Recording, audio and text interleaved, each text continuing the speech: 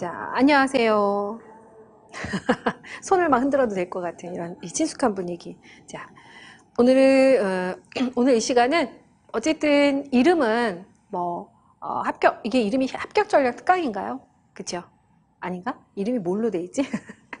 아무튼 그래요. 합격 전략 특강입니다. 그래서 저희가 이 합격 전략이라고 하는 이름으로 해서 우리가 그 어떤 올해 있을 시험이라고 하는 어떤 그 미래의 결과를 가장 좋게 하기 위한 전략이 무엇이겠는가라고 하는 이름인데, 일단은 제가 항상 첫 번째로 강조하는 거, 물론 열심히 공부하는 거죠. 근데 열심히 공부를 하더라도 그 열심히라고 하는 것이 어떠한 방향, 어떤 그 방향으로 흘러갈 것인가라고 하는 것이 굉장히 중요해요. 그래서 제가 비유하는 것 중에 하나가 뭐냐면, 그 바다에서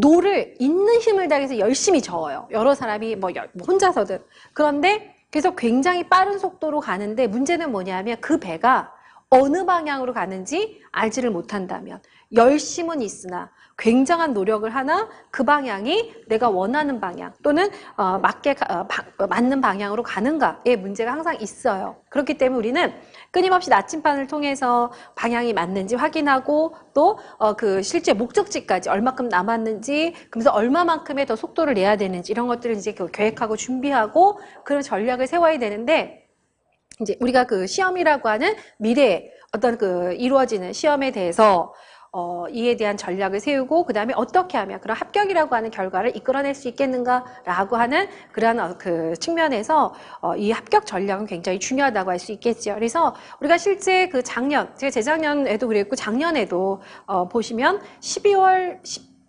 7, 8일이었나? 아무튼 12월 20일 전후로 해서 우리가 그 합격 전략 특강이라고 하는 그 특강을 했었어요. 그래서 거기서 제가 일단 1차적으로 강조를 한 거는 뭐였냐면은, 첫 번째는 기출문제였어요. 자, 기출문제를 보면 뭐가 보인다? 답이 보인다? 그죠? 답이, 왜냐, 문제가 이미 있었기 때문에, 이런 답이. 그래서 이 기출 문제를 분석하는 것이 가장 중요한 첫 번째예요, 전략에서. 그래서 이 기출 문제 분석이라고 하는 거는 뭐냐면, 일단, 자, 이 부분은 제일 처음 공부하는 분들이든, 기존에 공부하셨던 분들이든 다 중요해요. 자, 우선은 먼저, 출제의 경향을 알 수가 있어요. 출제의 경향. 그렇죠? 그래서 출제의 경향으로서, 그래서 우리가 지난 시간 거의 한 2시간 가까이를 제가 기출문제를 분석하는 것이 얼마큼 중요한가라고 하는 그 주제를 갖고 선생님들에게 일단은 그 시험의 그 전형, 그래서 교직 논술과 1차 시험에서 교직 논술과 전공 그 시험이 나오는데, 라고 하며 예를 들면 교직 논술의 예를 들어 드렸어요. 그래서 교직 논술 같은 경우 문제가 지금 이제 보면 이전에 체계 점수가 10점, 그 다음에 내용 점수가 10점일 때, 이 체계 점수는 그 2008학년도 이전까지의 어떤 그 경향에서는 사실 이 체계 점수도 상당히 영향을 미쳐요. 그런데 2009학년도 이후로, 특히나 이제 2013학년도 현재 시험의 전형과 같은 형태에서는 1차 시험에서 이 논술이 채점이 되기 때문에, 제가 계속 말씀드렸던 게 뭐냐면, 체계 점수 시점은 서론, 본론, 결론에 한눈으로 봤을 때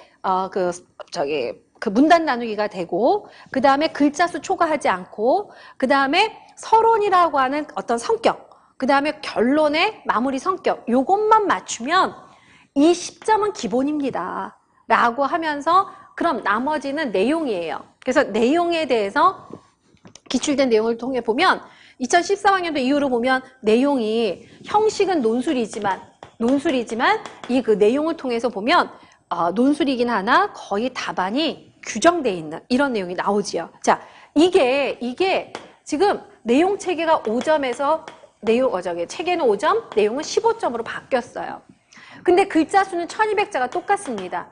자, 그래서 이 기출문제 분석을 통해 출제 경향을 보면, 우리가 작년 2019학년도 논술의 문제와 2018학년도의 논술 문제를 통해서 기존의 글자 수는 똑같은데 어떻게 내용에 대한, 왜냐면 내용이 5점이 많다는 얘기는 50%가 내용을 서술하는 내용이 증가했다는 뜻이에요. 근데 분량이 실제 증가할 수 있어요? 지금 글자 수는 1200자가 그대로란 말이에요. 그런데 내용 점수는 5점, 기존의 10점에서 5점이면 50% 증가해요. 그런 상태에서 글자 수는 그대로인데 내용 점수가 이렇게 50%가 증가한다는 얘기는 원래는 정상적으로 하면 글자 수도 이 원고지의 글자 수도 그만큼 늘어나야 돼요. 그럼 무슨 얘기겠습니까? 바로 이 기존에 있던 글자 수에서 내용이 15점이 증가한다는 얘기는 문제 자체의 어떤 성격이라고 하는 걸 우리가 짐작할 수 있는데 18학년도 기출문제 논술 기출과 19학년도 논술 기출을 보면 형태가 나와요. 하나는 어떤 형태냐면 이론을 물어봐요. 이론. 자, 이론의 문제는 두 가지지요. 우선은 답안이 짧아요. 그러니까 지식을 물어보는 거예요. 그러면서 정확하게 내용을 아는가 모르는가. 그래서 답안이 짧은 상태이기 때문에 뭐냐 하면 내용이 그렇게 50%까지 글자 수를 증가시키지 않아도 기존의 글자 수 범위 내에서 5점을 어느 정도 체크할 수가 있다는 거죠. 그래서 작성할 수 있게끔 요구할 수가 있어요. 그 다음에 두 번째는 채점하기가 쉬워요. 자, 우리 지금 1차 시험에서 진행이 되기 때문에 현재 지금 보면 작년 기준으로도 거의 10,000명 가까이가 시험에 응시를 해요. 그러니까 이걸 2차 시험도 아닌 1차 시험, 다시 말해 응시한 모든 인원의 그 채점 답안지를 채점해야 되는 문제가 있고, 그러므로 이 논술 시험지가 사실은 거의 단답식처럼 채점이 용이해야 되거든요. 그러니까 여기서 보면은 일단 답이 규정돼 있고 그리고 서술하는 것도 길이가 그렇게 길어지지 않은 상태에서 그래서 첫 번째 2018학년도 문제를 통해 보면 이론 문제가 출제가 되면서도 변별이 돼요. 그죠? 그래서 작년, 재작년에 논술 점수가 선생님들의 변별차가 상당히 높았어요. 합격생 중에서도 보면. 그래서 그런 형태 2019년도에는 무슨 형태가 나왔냐면은 뭐냐면 그 제시된 사례 안에서 그대로 찾아 쓰는 문제예요. 이 두 가지가 지금 내용 체계가 바뀐 점수 배점이 바뀌고 그러면서 시험의 현재 전형을 고려를 했을 때 기출문제를 분석을 하면 출제 경향이 이렇게 되겠구나라고 하는 걸 알 수가 있죠. 그래서 우리가 기출문제는 이런 출제 경향을 파악하는 데 도움이, 전공도 마찬가지예요. 자, 놀이론이 중요하다는 건 알겠는데 또 그 언어 교육이 중요하다는 건 알겠는데 그게 도대체 어떻게 나오는가? 기출문제를 보면 이렇게 원론적으로 물어볼 때도 있고 사례가 나온 다음에 이 사례가 그 놀이 형태 중에 어떤 그 놀이 형태냐, 교사의 지도가 어떤 지도냐 하고 물어보는구나. 일단 첫 번째 출제의 기본적 경향을 알 수가 있어요. 두 번째는 문제가 출제되는 영역을 알 수가 있어요. 자, 지금 잠깐 언급했지만 우리가 전공이라고 하는 영역에서 출제된 영역을 보시면은 예를 들면 우리가 이제 크게 전공 이론이라고 하는 영역과 각과 교육론이 있어요. 그랬을 때 이론에서 문제를 보면은 유아 관찰에서 문제가 나오고 놀이론이 나오고 부모 교육이 나오고 사상적 기초가 나오고 유아 심리학적 발달이 나오고 교사 교육론이 나오는 그런 영역이 있지요. 그래서 그 영역을 알 수가 출제 영역. 각과 교육론도 보시면 벌써 우리 앞서 우리 그 앞타임에서 지금 그 특수문제 중에 일반 유아 문제를 분석을 했단 말이에요. 그래서 그런 문제들을 보면은 어느 영역이 나오는구나라는 걸 알 수가 있죠. 그래서 출제 영역. 자, 이때 이 출제 영역은 이제 점점 세분화시켜 가는 거예요. 그래서 놀이 이론인데, 그럼 놀이 이론 중에서도 자, 영역으로서는 놀이 이론인데 놀이 이론 중에서도 이게 사회성 발달과 그 놀이의 유형이라고 하는 문제가 출제가 되는구나 라는 세부 유형으로 가지요. 그 다음에 이거 말고 또 인지 발달과 놀이의 유형, 그 다음에 교사의 놀이 지도 이런 식으로 하위 유형으로 가는 거예요. 다시 또 그 안에서도 다시 또 문제를 보면 사회성 발달에서 파트 내 놀이 유형이 나왔네. 인지 발달은 좀 여러 명이네. 삐아제도 나오고 그 다음에 스밀란스키의 문제도 나오고 그 다음에 인지 발달 유형 같은 경우는 여기에서 인지적인 어떤 유아들의 특성 관련해서 가작화, 특히 이 스밀란스키의 유형과 이런 것들이 나오는구나 하고 하위 유형 분석이 돼요. 자, 이게 바로 이 출제 영역을 분석할 알 수 있고 거기에 따른 세분화 단계를 통해 점점 세분화시키면서 기본 골조라고 하는 걸 알 수가 있죠. 그래서 제일 처음에 시험을 준비하는 분들이 오자마자 상담을 할 때 제가 먼저 말씀을 드린 게 뭐냐면 기출문제를 한번 일단 읽어봐라 라고 해요. 당연히 문제를 풀어낼 수는 없죠. 근데 기출문제를 읽어보세요. 기출문제를 한번 봐보세요. 그러면 아, 문제가 이렇게 나오는구나. 이런 식으로 사례가 나오고 이렇게 하이문항으로 나오고 이렇게 단답식으로 쓰게 나오고 어쩔 때 이유를 쓰라고 하는구나 하는 출제 경향을 먼저 알고 그런 다음에 조금 자세히 보면 놀이론 물어보네. 교사 발달, 교사 그 발달 단계에 대한 거, 반성적 사고, 이런 거 물어보네. 어떤 장학의 방법 물어보네. 라고 하면 영역. 그러면 그 영역 중에서도 어떤 문제들이. 그래서 이렇게 점점 세분화하면서 기본 구조를 이렇게 알아낼 수 있습니다. 자, 이게 지금 이 부분이 내가 무엇을 공부를 해야 되는구나. 라고 하는 큰 어떤 가닥을 잡을 수가 있죠. 자, 그 다음에 세 번째를 통해서는 내가 계획을 세울 수가 있어요. 자, 공부계획. 그래서 공부계획을 통해서 그렇게 본다면 지금 보시면 이 기본 구조가 나오죠. 기본 구조가 나오면 내가 일단 이 부분은 필수구나 라고 하는 거. 그래서 지금 우리가 현재 1, 2월에 했었던 그 기초이론, 이름은 기초이론이라고 하는 명칭을 붙였지만 이 기초라고 하는 부분이 그 어떤 기초냐면 사실 제일 중요한 부분이에요. 근데 중요한 부분인데 이름을 기초라고 한 이유는 이 기본 문제, 전공 이론이라는 이 영역에서 가장 기본적으로 나오는 출제 영역과 그 영역에서 어떠한 영역, 그 다음에 다시 세부 영역들이 문제가 나오는가라고 하는 거 분석을 통해서 뭐냐면 가장 기본적인 그 문제 출제 기본 지식 카드 이걸 뽑아내는 거예요. 기본 지식 카드. 그래서 기초 가장 골조지만 사실은 그 지식 카드만 있으면 이제까지 출제가 됐던 영역에 대해서 해결할 수 있는 지식. 왜냐하면 문제는 질문하는 방법은 다양하지만 그걸 푸는 지식은 동일해요. 다시 말하면 내가 유아들의 수학 과정 기출이라는 걸 외웠어요. 자, 우리가 코메니우스의 어떤 사상 발달에 대해서 교육의 원리랑 그다음에 교육의 단계랑 사상적 배경을 외웠지요. 그걸 가지고 어떨 때는 이 사람이 누구냐 하고 코메니우스를 써야 될 때도 있고 어쩔 때는 학교 단계를 써야 될 때도 있고 어쩔 때는 교사들 간의 대화가 나와서 요즘에 이런 거 중요하잖아요. 근데 아무개가 이렇게 얘기를 했는데 하고 교사의 대화를 통해서 물어보기도 하는데 어쨌든 내가 그 문제를 풀기 위해서는 이 지식 카드는 항상 동일해요. 그걸 파악하면서 내가 이걸 체크해야 되는 거구나 라고 하는 거를 인식하고 관계성을 인식하고 그리고 뽑아내서 공부하는 거. 그래서 공부에 대한 계획을 세울 수 있는 거죠. 그래서 이게 되고 나면 그 다음에 다시 출제 기출문제 분석을 해보면 기존에 반복이 되는 문제도 있지만 어떻게 돼요?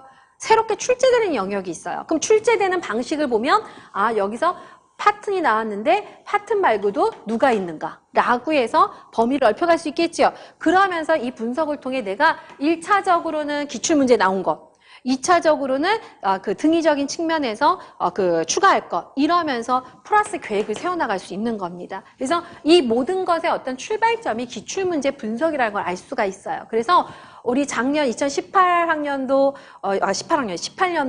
12월 18일인가 17일인가 아무튼 그때 했었던 그 합격 전략, 2020학년도 올해 있을 시험에 대한 합격 전략이 무엇이냐라고 해서 제가 1차적으로 기출문제 분석을 강조를 드렸습니다. 그래서 간략하게 말씀드렸지만 추가적으로 이 부분에 대해서 어떤 설명이 필요하거나 그다음 이런 한다면 이제 그 특강을 한번 들어보시면 도움이 될 거고 오늘은 어떤 부분을 이제 제가 말씀을 드리고 싶냐면 지금 이제 여기서 계획이라고 하는 이 부분이에요. 그래서 이 계획이라고 하는 이 부분과 관련해서 지금 시험의 출제 시기에 따라서 어떻게 공부에 대한 기본적인 계획을 세워야 되겠는가라고 하는 부분을 우리가 좀 생각을 해볼 수 있습니다. 자, 이 부분은 지금 우리 기존에 하고 있는 지금 현재 수업 듣고 공부하고 있는 분들도 가장 많이 개별적으로 질문하고 상담하고 궁금해하고 하는 것이 뭐냐면은 지금 이제 시험의 출제 시기라고 했는데 왜냐하면 전에 같으면 11월에 있을 정시 시험을 생각을 해요. 그런데 이제 작년의 말부터 이렇게 추가 시험에 대한 얘기가 있었잖아요. 그러다 보니까 선생님들이 그 2019학년도, 그러니까 20학년도죠. 그 시험 자체로는 20학년 11월에 보통 있을 이 그 시험, 정기 시험. 이라고 하는 것에 대해서는 기존에 선생님들이 경험하고 했었던 일련의 어떤 경험담이나 이 후속 일기들이 있기 때문에 선생님들이 대략적으로 알 수 있고 그 다음에 또 시간이 그만큼 여유가 있잖아요. 근데 이제 문제는 뭐냐면 지금 추가 시험이에요. 자, 추가 시험이 있게 됐을 때 그렇다면 이 그 시기에 따라서 내가 공부 계획을 어떻게 세워야 되느냐라고 하는 거의 문제거든요. 그러면 이 추가 시험이 이제 사실 아직 확정은 안 됐어요. 그래서 지금 뭐 우리 유치원 같은 경우는 일반 유치원이나 특수 유아 같은 경우 그 13년도에 추가 시험이 한번 있었어요. 그래서 우리 같은 경우는 한번 경험이 이제 있는 상태인데 그때는 제 기억으로는 그때 4월 말인가 5월인가 아마 다 돼서 그 시험에 대한 공부가 있어서 조금 많이 당황스럽기도 했는데 어쨌든 이번에 같은 경우는 뭐 3월 중에 뭐 얘기가 있을 거다라고 하는 게 어쨌든 말이 있어서 사실 아직까지 그 확정은 된 건 아니지만 그래도 기회가 왔을 때 내가 그냥 넋 놓고 있다가 추가 시험 있으면 좋아는 하는데 잘 됐다 좋아는 하지만 준비가 안 돼 있으면 소용이 없잖아요. 그러니까 이제 그런 부분에 대해서도 어느 정도 같이 감안을 하고 특히 이제 기존에 공부하셨던 분들 같은 경우는 다시 공부하면서 추가 시험에 대한 어느 정도의 가능성을 생각하고 여기에 대해서 같이 대비하는 게 필요하거든요. 그래서 그런 부분에 대해서 우리 선생님들이 가장 많이 상담을 하고 질문을 하기 때문에 오늘은 그 시기에 대한 부분과 관련해서 추가 시험에 대해서 어떻게 공부 계획을 시기별로 세워서 기본적으로 어느 정도 선생님들 공부를 하면 좋겠는가라고 하는 그런 이 방법 기간에 대한 부분을 잠깐 이 시간에 말씀을 드리고자 합니다. 자, 우선은 우리가 이제 이전에 2013년도에 추가 시험이 있었어요. 그래서 추가 시험이 있었는데 그때 그 추가 시험이 아마 1차 시험이 6월 22일, 23일 뭐 그쯤에 있었을 거예요. 그래서 6월 20일 이후에 이제 그 추가 시험이 있었고 그러면서 이제 한 달 정도 후에 2차 시험. 그리고 마지막에 8월 아까 며칠이었더라? 제가 8월 5일이었나? 8월 5일에 최종 합격 발표를 한 다음에 바로 9월 달 2학기 때 발령이 났었거든요. 그러면 우리가 이때 기준으로 해서 본다 그러면 어쨌든 6월 중순경에는 내가 시험이라고 하는 걸 준비에 대해서 어느 정도 완료시키는 그러한 그 계획을 갖고 있어야 돼요. 그러면 자 그렇게 보면 2월 중순이라고 생각해 본다면 지금 3월, 4월, 5월, 6월이고 6월에 한 중순경에 그러니까 15일을 전후로 해서 시험이 있을 수 있겠다라고 하는 가정을 할 수 있겠죠. 그래서 그렇게 가정을 한다면 지금 보시면 이 3, 4, 5월 동안에 실제 시험이 있는 그 추가 시험에 대한 대비 계획을 같이 가야 돼요. 그렇죠? 그래서 지금 우선은 먼저 우리가 공부를 해야 되는 기본 영역이 뭐가 있어요? 일단 전공 이론이 있어요. 그래서 우리가 소위 말하는 아까 놀이론이나 부모교육론이나 교사교육론이라든가 유아관찰 평가라든가 그다음에 그 사상적 기초와 같은 그러한 전공 이론 영역이 있고요. 그다음에 우리 교육과정 국가순회 유치원 교육과정. 자, 유치원 교육과정이 있습니다. 그래서 이 교육과정의 고시문과 그 다음에 해설서가 있지요. 해설서. 그 다음에 이거에 따른 각과 교육론이 있어요. 각과 교육론. 그래서 이제 그 각과 교육론이 있는데 이 각과 교육론은 언어교육, 사회교육, 음악교육, 동작교육, 수학교육, 과학교육과 같은 그런 각과 교육론이 있고요. 그 다음에 이제 이 2교시 전공이라고 한다면 교직논술이 있죠. 1교시에 교직 논술. 그래서 이 그 시험의 내용이 지금 6월 중순에 이제 그 시험이 만약에 추가 시험이 있게 되면 이때까지 완료가 돼야 돼요. 그 시험에 대한 대비를 하기 위해서. 그래서 기존에 공부하셨던 분들은 작년에 11월에 시험에 대한 실제 출제되는 그 시기에 맞춰서 한 번쯤 계획을 세웠어요. 그렇죠? 그러니까 우리가 대략적으로 생각해보면 6월 7, 8, 9, 10, 11, 5개월. 그러면 여기다 5하면 3월을 8월이라고 생각하면 돼요. 8월. 물론, 8월보다는 사실은 더 빠르지요. 왜냐하면 우리가 작년에 11월, 10 며칠이었죠? 작년 시험이. 11월 며칠이었지? 11월 10일. 그랬나? 시험이. 그러니까 10날이었던 것 같아. 그쵸? 11월 11일이 저기 빼빼로데이였고, 11월 10인가 아마 그랬을 거예요. 초. 그러니 초니까 지금, 따지면은 지금 6월 중순에 시험이 있다고 하지만 사실 11월 초에 시험이 있으니까 그렇게 되면은 8월보다도 더, 뒤라고 하는데 계산하기 쉽게 선생님이 3월을 맞이하면서는 보통 정시 개념으로 8월이라고 생각하면 돼요. 그러니까 8, 9, 10, 11월이라고 보면 되는 거죠. 그러니까 8월 달에 내가 이제 11월에 있을 시험을 준비할 때 내가 정식으로 준비했을 때 8월에 내가 무엇을 했는가라고 하는 걸 생각해 본다면 우리가 7월, 8월에 앞에 이미 했었던 내용들을 다시 반복하는 그러한 공부를 했었어요. 자, 그런데 지금은 사실 그렇게 내가 반복적으로 다시 돌릴 수 있는 그런 상태가 아니라 지금 다시 세팅하고 선생님 공부하고 있잖아요. 그렇죠? 그러나 완전 초보는 아니거든요. 자, 그러면 이렇게 했을 때 어떻게 해야 되느냐? 우선은 먼저 교직 논술 같은 경우는 지금부터 선생님들이 계속 써보셔야 돼요. 일단은 교직 논술은 말씀했다시피 얘는 형식을 얼마나 잘 쓰냐가 중요한 게 아니에요. 맞추기만 하면 돼. 그래서 서론본론 결론 한눈에 봤을 때도 서론본론 결론이 나왔는가, 그 다음에 원고지에서 척간 띄우는 거 이런 거 문제가 없는가라고 하는 정도만 맞춘다면 얘는 문제 없어요. 그럼 결국은 논술 같은 경우도 내용이에요, 내용. 내용 점수고, 그럼 내용이라고 하는 부분인데 문제 어쨌든 형식에 선생님 마이너스가 되는 경우는 거의 준비를 했다면 하나밖에 없어요. 왜냐하면 원고지 분량이에요. 원고지 분량. 그러니까 내가 초과했거나 아니면 전체 그 시험을 보는데 60분 이내에 쓰지 못해서 거기서 나오는 그런 마이너스가 있을, 형식적인 면에서 마이너스가 있겠죠. 그래서 그런 부분 아닌 이상은 거의 내용이라고 볼 수 있는데 이 내용은 아까 기출문제 분석을 통해서 보면 내용은요, 2개입니다. 하나는 외워서 쓰는 거.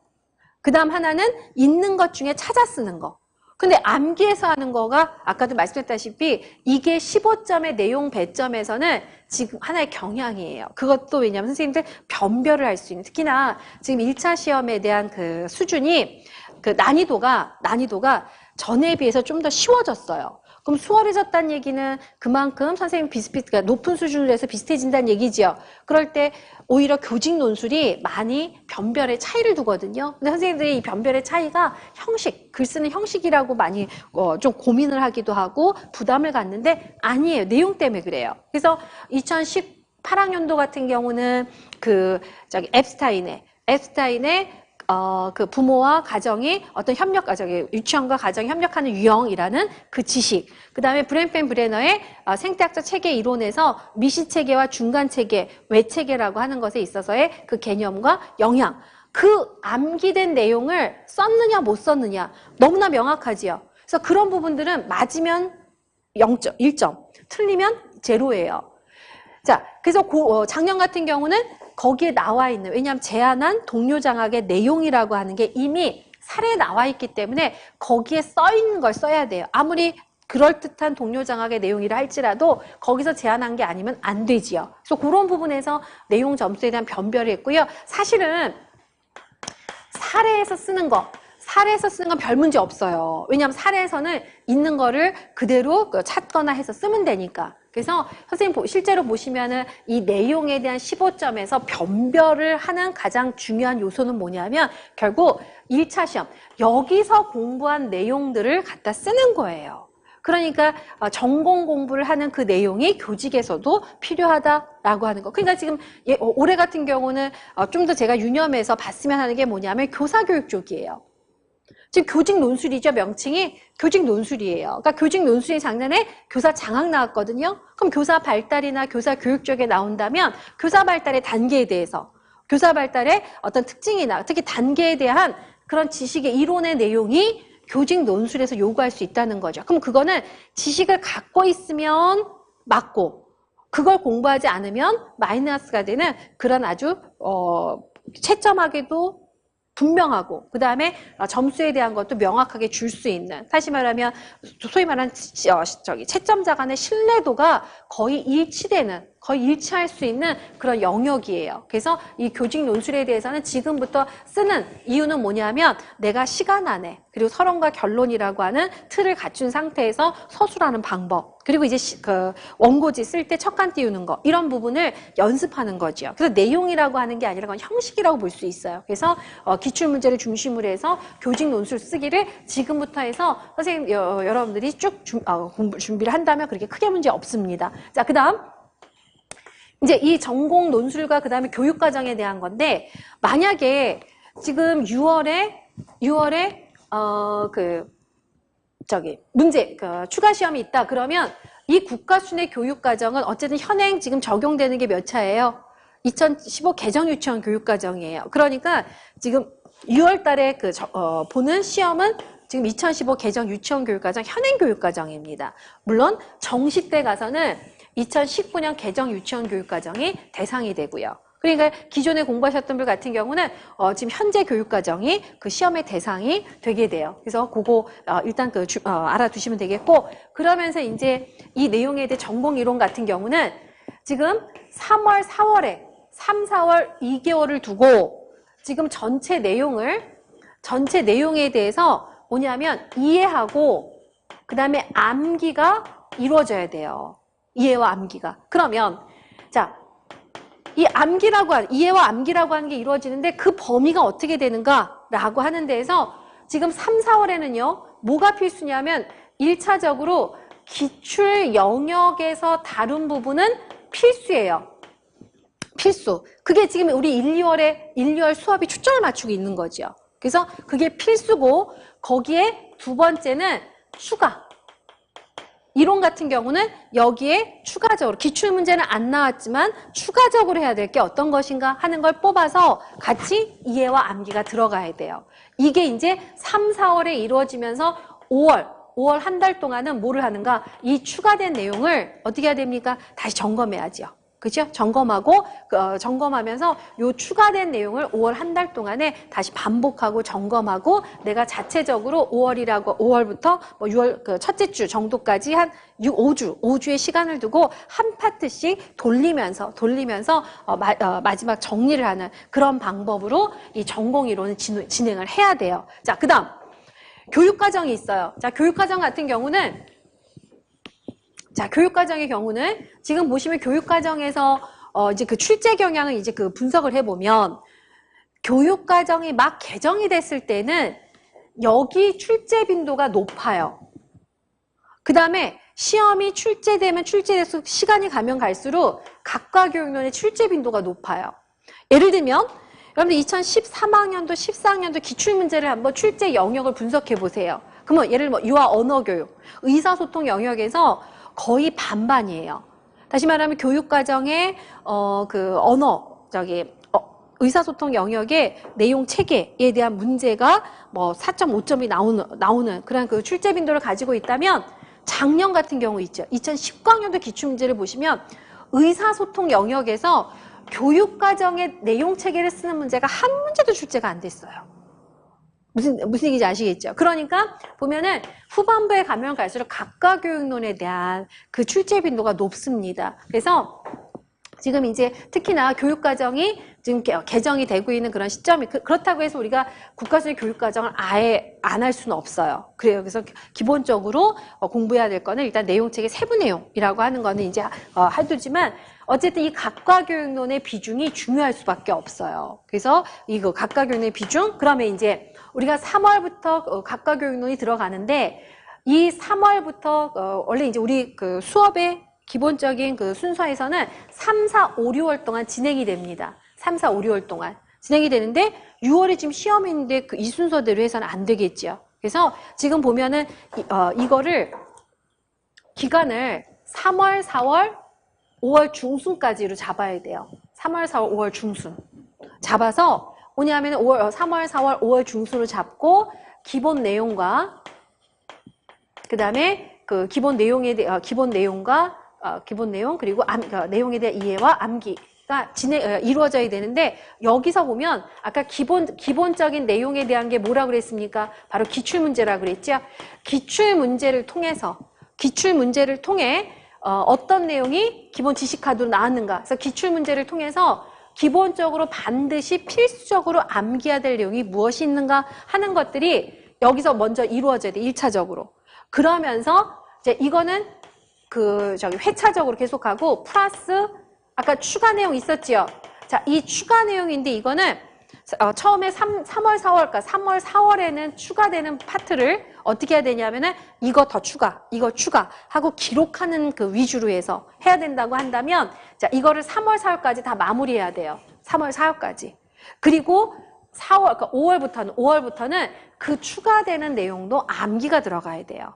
그래야지만 마지막 6월에 있을 이 시험에 대해서 내가 대비를 할 수가 있어요. 그래서 이 교육과정이 제일 문제인데, 참고로 우리 수업의 일정표에서는 보면은 5월, 6월부터 교육과정 기출문제가 들어가요. 그래서 기출문제가 들어가는데, 참고로 우리 지금 3월부터 이 교육과정 수업을 진행을 할 때, 지금 우리가 6월까지 계획이 돼 있거든요. 6월까지 계획이 돼 있는데 요거를 5월에 마무리하는 걸로 그렇게 좀 일정을 조정을 할 겁니다. 그래서 5월에 마무리가 되고 그다음에 기출문제 분석 같은 경우 5월, 6월 8주 동안 진행이 될 건데 요걸 3월부터 같이 병행할 거예요. 그래서 지금 우리 1, 2월에 했었던 그 기출문제 분석을 통한 기초 내용을 추출한 것처럼 3월부터 각각 교육론의 영역들을 기출된 문제를 살펴보고 분석을 통해서 출제 영역과 세분화된 영역을 통해서 여러분들이 필수적으로 기본적으로 이해하고 암기해야 될 게 어떤 것인가 하는 것들을 뽑아내는 거지요. 그래서 그 내용을 지금 3월, 4월, 5월 중순까지 마무리하고 대신에 이제 필수 암기 지식 3월, 4월에 반복하면서 추가적으로 암기를 해야 되는 내용은 마지막 시험에 보는 마지막 순간까지만 반복할 수밖에 없어요. 시간적으로 봤을 때. 그래서 그렇게 진행을 하고 저희 수업에서도 그런 방법으로 이 기출 문제하고 기본 내용을 함께 진행을 할 겁니다. 그래서 내용이라고 하는 데에서는 어쨌든 이 5월 말까지 해서 여러분들이 각과 교육론의 이 내용들을 진행을 하게 되는 거고 내가 개인적으로 공부 계획을 세우면서 내가 어느 정도까지 소화를 해야 되는가라고 했을 때 3월, 4월은 각 영역에 대해서 최소한 기출문제에서 다뤘었던 기본적인 것은 이해는 당연하고 그 다음에 암기라고 하는 것까지 계속 진도가 나가면서 같이 진행이 돼야 돼요. 그래서 되도록이면 이때 제가 수업을 할 때에도 선생님들에게 이것만은 꼭 이라고 하는 필수 암기 카드와 같은 그런 내용을 숙제로 드릴 거예요. 그래서 그거는 반드시 외워오고 그 다음에 선생님들이 와서 거기에 대한 테스트를 받을 겁니다. 그래서 쪽지 시험으로 진행을 해서 왜냐하면 실전이거든요. 그래서 실전으로 해서 쪽지 시험으로 보고 그때 그러니까 여러분들이 이해라고 하는 건 그래도 처음 공부하신 분들이 아닌 경우에는 완전 초보가 아니잖아요. 그렇죠? 그래서 어쨌든 이해에 대한 것과 더불어서 이 암기 쪽에 초점을 두고 갈 수밖에 없어요. 우리가 주관식 서답형 문제이기 때문에 암기한 게 있어야 이것을 써낼 수 있는 거지요. 그래서 3월, 4월에는 거기에 초점을 두고 나도 역시 그때 그 파트별로 해서 해나가고 우리 기본적으로 공부하는데 반복은 당연하다 그랬지요. 그럼 내가 3월, 4월에 하면서 4월에 가서는 3월에 했던 거 반복하고 계속 필수적인 거 반복을 해나가는 거고 그게 3월, 4월의 중점이고요. 5월부터는 그 내용을 반복을 하면서 계획을 세울 때 반복을 하면서 그 다음에 아까 말씀드렸던 그러나 이거는 추가. 그러니까 예를 들면 우리 기출문제에서는 읽기 발달 단계에 대한 문제가 자롱고하고 그 다음에 또 누가 나왔죠? 클레이하고 잘롱고가 나왔어요. 근데 우리 오전에 진행이 됐던 유아 특수 기출문제를 보니까 셔츠비가 나왔죠. 그렇다면 읽기 발달 단계를 제시한 학자 중에서 셔츠비는 중요하게 추가를 해야 될 사람이에요. 맞습니까? 그래서 그 추가돼야 될 내용 이 부분을 추가를 같이 일단 표를 뽑아내고 5월부터는 본격적으로 암기가 들어가야 돼요. 그렇죠? 암기가 들어가서 여기에 대해서 추가적으로 계속 암기가 될 게 어떤 게 있는가? 그래서 마지막에 5월, 6월, 5월부터 시작해서 이 6월 중순까지는 그 추가하는 내용에 대해서 암기하고 다시 점검하고 이게 그 계속 지속이 돼야 되지요. 그리고 기존의 기출문제에서 반복이 되는 건 내가 이미 지금부터 3월부터 그러니까 현재부터 시작해서 이건 계속 돌리는 거예요. 돌리는 개념으로. 그렇게 해서 그 공부를 해야 됩니다. 그래서 공부하고 자 참고로 우리 그 수업을 통해서는 지금 보시면은 5월부터 조금 일정은 조절이 될 수 있겠지. 아무튼 5월부터 지금 여러분들이 기본적인 내용에 대한 그 우리 기출문제에서 이제까지 포함이 됐었던 내용과 그 다음에 추가적으로 공부하는 지식의 내용을 연습을 해야 되잖아요. 왜냐하면 어쨌든 문제라고 하는 것도 어떠냐면 내가 지식카드를 갖고 있어도 그 문제에 대해서 많이 답해보는 경험, 뭔가 그 시간에 대한 조절, 문제에 대해서 접해보고 그리고 거기에 대해 답변하고 출제 의도를 파악하는 그런 연습도 되게 중요하거든요. 그래서 좀 요렇게 그 진행을 하면서 우리가 5월부터는 그 모의고사를 진행할 거예요. 모의고사. 그래서 지금 계획은 이제 추가 시험이 있다면 6주 정도 계획을 하고 있습니다. 그래서 5월부터는 그 모의고사를 하는데 이 모의고사는 기출된 내용과 추가된 내용을 실전 문제에서 풀어보는 문제예요. 그래서 풀어보는 방법을 통해서 내가 기출된 내용 이렇게 사례가 바뀌거나 이렇게 됐을 때 그 다음에 추가된 내용 같은 경우도 이렇게 접근할 수 있구나 이렇게 이 문제를 적용해서 풀어가는구나 라고 해서 실전에 대한 대비 능력을 기르는 것을 그 5월부터 진행을 하면서 선생님들이 실제적으로 이에 대한 그 준비 어떻게 할 건지 그리고 또 연습 그러니까 여기 이제 연습의 어떤 그 개념이 크겠지요. 그래서 요거는 이제 제가 진행을 하는 거고 어쨌든 여러분들이 개별적으로 내가 당장 지금 2월 오늘이 며칠이에요? 18일이죠. 2월 18일부터 아직까지 열흘 남았거든요. 그래서 열흘 동안에는 지금 1, 2월에 우리 진행했던 기초 이론이라고 하는 이름이지만 이 전공 이론 영역에서 기출된 문제의 필수 지식 카드 필수 지식 카드가 어떤 것이 있는가 하는 것을 추출해서 그 내용을 그 기출 문제를 통해서 또 이해도 높일 수 있죠. 이해와 함께 암기라고 하는 거를 최대한 해 놓으세요. 그리고 어차피 3, 4월에 반복해야 되거든요. 그리고 3, 4월에는 그 내용을 어느 정도 익히고 나서 익혔다고 하는 가정하에서 복습하면서 추가적인 내용을 여러분들 거기다가 플러스 하는 거예요. 왜냐하면 내가 현재 시험의 문제에 대한 그 영역만 공부하는 게 아니라 추가적으로 더 확대를 시켜야 될 부분 필요하겠지. 그래서 그 부분에 초점을 두고 우리가 수업도 진행이 될 거고 여러분들 개인 공부도 그렇게 진행을 할 거예요. 그래서 그게 지금 돼야지만 3월부터는 이것만 들어가는 게 아니라 교육과정도 들어가지요. 그래서 교육과정에 대해서 동시에 지금 이제 출발을 하는 게 뭐냐면 기출문제를 통해서 필수 영역 지식이 이때 3월부터 또 다시 만들어져요. 그래서 생각해보면 3월, 4월에는 어쨌든 전공 이론이든 전공 이 교육과정, 학과 교육론이든 기출문제, 이 기출문제를 통해서 가장 필수적인 그 영역의 내용들이 추출이 돼서 그걸 내가 빠른 시간 내에 내 것으로 만드는 그런 암기라고 하는 것이 이루어져야 되는구나. 그러면서 여러분들이 같이 계속해서 병행이 되는 거는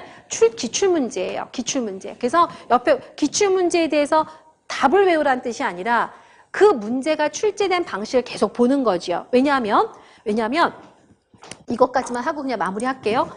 자, 왜 기출문제를 같이 끊임없이 옆에 놓고 같이 봐야 되냐면 여러분들이 암기하는 건 뭐예요? 암기하는 건 간단하게 제시된 지식이에요. 뭐냐면 내가 공부하는 건 수학의 과정기술, 유아의 놀이발달, 스밀란스키의 사회극놀이 요소하고 그냥 몇 줄로 돼 있는 내용이에요. 맞아요? 자, 이걸 내가 암기하는데 실제로 나오는 기출문제 문제를 보면 어때요? 문제를 보면 사례가 나오고 어쩔 때는 이게 여기 중에 뭐냐 또는 때에 따라서 여기에 해당이 되는 사회적 상호작용에 해당이 되는 얘가 여기서 어떤 건지 찾아 쓰시오 라고 문제가 나오지요. 그걸 통해서 내가 간단하게 외우는 건 요 부분이지만 이 문제가 결국 문제화가 되는 건 이런 형식이구나 라고 해서 단편적 지식을 암기하는 쪽에만 너무 초점을 두고 가다 보면 나 다 암기했어요. 근데 실전 응용 능력은 없는 거예요. 물론 이제 모의고사를 통해서 어느 정도 실전 그 응용을 한다고 하지만 그 부분을 우리가 기간 자체가 길지 않기 때문에 기출문제를 통해서 충분히 내가 암기하는 지식과 그 다음에 그걸 가지고 풀어쓰는 방식이 어떤 관계에 있구나 하는 걸 계속해서 옆에서 봐야 되죠. 그래서 선생님들이 이제 지금부터 초점을 두고 내가 나름대로 계속 옆에다 해둬야 될 게 뭐냐면 많은 어떤 프린트나 책이나 이걸 쌓아두는 게 중요한 게 아니에요. 자, 선생님들이 나름대로 뭐 각자 공부를 시작한 그 시기에 따라서는 이제 선생님들이 보는 책이나 공부 이런 게 있겠는데 우리는 그걸 아무리 많이 보고 아무리 많이 들어도 내가 딱 규정해서 어느 정도 정리가 돼 있지 않으면 기억이 잘 안 남아요.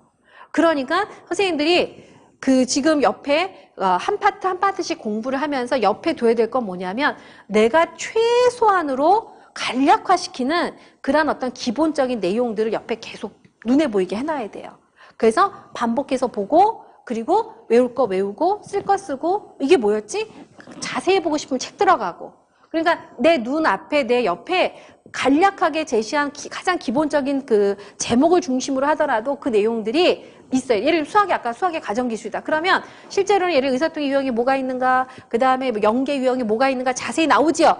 그것까지 다 쓰면 분량이 많아지잖아. 그러면 그걸 안 쓰더라도 수학의 과정기술, 그런 다음에 뭐 의사소통하기 유형 4가지 1번, 2번, 3번 써놓으면 그거 여러분들 A4 용지 기준으로 4분의 1페이지면 써요. 그치요? 그러면 그거를 옆에 항상 눈에 보이게 놔두는 거예요. 그러면 일주일에 하나씩 돌려가면서 붙여놔도 돼요. 그러니까 내가 지금 공부하고 있는 공부 영역에 항상 눈앞에 보이게 해서 걔를 계속해서 눈에 익숙하게 하고 그런데 이제 말씀드렸던 것처럼 그것만 계속 하다 보면 단편전 지시로 딱 끝날 수 있어요. 그러니까 내가 그걸 옆에서 익숙하게 보게 하면서도 기출문제를 중간중간에 계속해서 보면서 내가 이 지식을 왜 암기하는가, 이 지식을 왜 암기하는가 이런 문제를 풀게 한 거지. 그러면 유형만 외운다고 해결되는 게 아니라 이거에 대한 개념을 알아야지만 유형을 선택하기도 하고 이유를 쓰기도 하네 라고 하면 내가 암기하는 거에서 일단 표면적으로 1차적으로 해야 될 것과 그 다음에 어디까지 가야 되는가를 방향을 줄 수가 있어요. 그래서 그런 부분에서 선생님들이 지금 현재 이렇게 기본적인 한 틀에서 이렇게 있지만 구체적으로 내가 할 수 있는 방법으로서는 방금 말씀드렸던 것처럼 지금 우리가 얼마 남지 않은 시간이라는 이 시간을 감안을 한다면 이 간략하게 내가 개념화 시킨 이런 내용들을 항상 볼 수 있는 그런 곳에 이렇게 배치를 하면서 말씀드린 것처럼 요일을 바꿔서 이 옆에 부착을 해놓고 계속 반복적으로 보는 게 좋은 방법입니다. 그래서 그렇게 해서 6월에 이제 추가 시험이 이제 확정이 된다면 그 시험에 대해서 우리가 준비하는 그 기간을 이렇게 조금 긴박하게 좀 가질 필요가 있지요. 그래서 그런 면에서 제가 우리 선생님들이 이제 질문을 했기 때문에 요 부분에 대해서 말씀을 드립니다. 물론 정시에 대한 거는 뭐 그냥 기존대로 해서 해나가시면 되고 가장 이제 문제가 되는 건 바로 이 추가 시험에 대한 거지요. 예. 자, 혹시 그럼 일단 제가 여기까지 말씀드리고 혹시 질문이 있으면 지금 제가 듣고 괜찮아요. 구체적으로 그럼 내가 뭐 구체적으로 뭐가 궁금하다라고 하는 거 있으면 한번 얘기해 보세요. 없어요? 응? 없어? 없어요? 네. 뭐 너무나 완벽해서? 그래요. 그래서 일단은 오늘은 2020학년도 시험에 대한 전략이라고 하면서 이름이 돼서 했지만 어쨌든 또 우리 기존 수업을 듣고 있고 그렇게 하시니까 중간에 선생님들이 구체적으로 하고 있는 어떤 계획이나 공부하는 그런 상태에서 추가적으로 조언이 필요하거나 선생님 공부 계획에 대한 점검을 받거나 내지는 그렇게 할 때 언제든지 물어보고 그 다음에 상담을 받도록 하세요. 다만 제가 어쨌든 이 시점에서 다시 한번 강조를 드리는 건 여러분들이 이 추가 시험에 대해 있어서는 조금 더 긴장을 하고 이 내용에 대해서 내가 일정을 빨리빨리 조정할 필요가 있구나. 그러면 그럴 때 지금 처음 공부하시는 분들 더더욱이나 그렇겠지만 기존에 공부하셨던 분들도 마냥 늘어놓을 수가 없어요. 내용에 대해서. 그러니까 동시에 뭐가 돼야 되냐면 압축, 정리, 개념화, 그리고 다시 이렇게 그 설명해놓은 책을 내가 보고 다시 개념화. 그래서 개념화하는 시간 속도를 빨리 할 수밖에 없어요. 그게 가장 핵심이에요. 그래서 그거에 대한 핵심에서 바로 이 기출문제를 통해서 시험의 출제 시기에 대한 이 계획을 세우는데 역시 가장 중요한 건 기출문제 분석이라고 하는 거를 다시 한번 강조를 드립니다. 네, 그래서 오늘은 우리 선생님들이 이제 기존에 공부하셨던 분들 같은 경우 이제 추가 시험에 대한 그런 그 얘기가 많이 워낙 있다 보니까 여기에 대해서 이 그 3월부터 어떻게 공부 계획을 세워야 되느냐라고 하는 그 얘기가 어떤 문의가 가장 많았기 때문에 이 부분에 대해서 간략하게 말씀을 드리고 네, 여기서 마치도록 할게요. 자, 선생님 어쨌든 추가적으로 궁금한 사항도 있으면 언제든지 질문하시고요. 예, 오늘 이 그 특강은 여기서 마치도록 하겠습니다. 수고하셨습니다.